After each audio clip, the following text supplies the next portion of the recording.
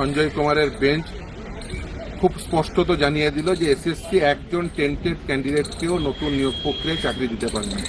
SSC যে প্রতিবন্ধী tainted ক্যান্ডিডেটদের লিস্টে স্থান দিয়েছিল, কলকাতা হাইকোর্ট সেটি বাতিল করে দিয়েছিল।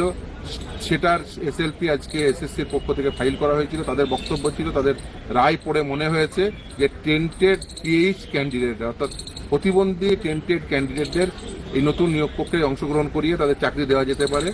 আজকে সুপ্রিম কোর্ট স্পেসিফিকলি বলে দিয়েছে না, কোনো টেন্টেড ক্যান্ডিডেটরা তারা নতুন নিয়োগ প্রক্রিয়ায় অংশগ্রহণ করতে পারে না বা তাদের চাকরি দেওয়া যেতে পারে না। এসএসসির প্রথম থেকেই উদ্যোগ ছিল টেন্টেড ক্যান্ডিডেটদের আমরা সামহাও পরীক্ষায় বসিয়ে তাদের চাকরি দেবো। আজকে সেটা পরিষ্কার হয়ে গেছে, সেটা তারা পারে না। আর অন্যান্য যে সমস্ত ইস্যু, যেমন 10 মার্কসের কনস্টিটিউশনালিটি যেটা চ্যালেঞ্জ আছে কলকাতা হাইকোর্টের সামনে আগামী 28 তারিখ শুনানি বলেছে, সেগুলো সমস্ত কিছু কলকাতা হাইকোর্ট শুনবে।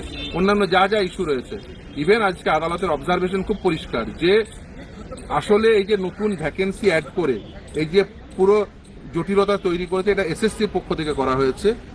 হাইকোর্টের যে নির্দেশ ছিল পরবর্তীতে যেটা সুপ্রিম কোর্ট আসে এবং সুপ্রিম কোর্ট যেটা এই গোটা নিয়োগ প্রক্রিয়া ক্যান্সেল করে দেওয়ার যে জাজমেন্ট, সেখানে কোথাও বলেনি নতুন ভ্যাকেন্সি অ্যাড করে নতুন রুল নিয়ে এসে সেখানে নিয়োগ প্রক্রিয়া চালাতে হবে।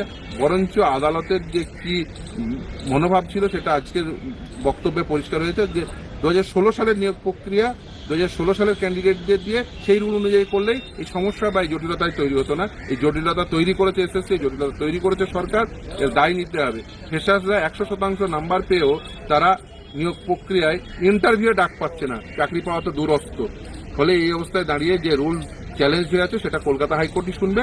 অন্যান্য সমস্ত ইস্যু সব কলকাতা হাইকোর্টে পাঠিয়ে দিয়েছে। ইভেন টেন্টেড ক্যান্ডিডেটদের অল ডিটেলস যে প্রকাশ করতে হবে সেই ইস্যুও কলকাতা হাইকোর্টে পেন্ডিং। কলকাতা হাইকোর্টই ডিসাইড করবে যে কিভাবে কি করতে হবে। Even tainted candidate further tainted candidate রয়েছে কি নেই সেই সমস্ত বিষয়গুলো কলকাতা হাইকোর্ট দেখবে, তারপরে সুপ্রিম কোর্টে। কিন্তু এই মুহূর্তে সমস্ত ইস্যুগুলো কলকাতা হাইকোর্টে পাঠিয়ে দিল।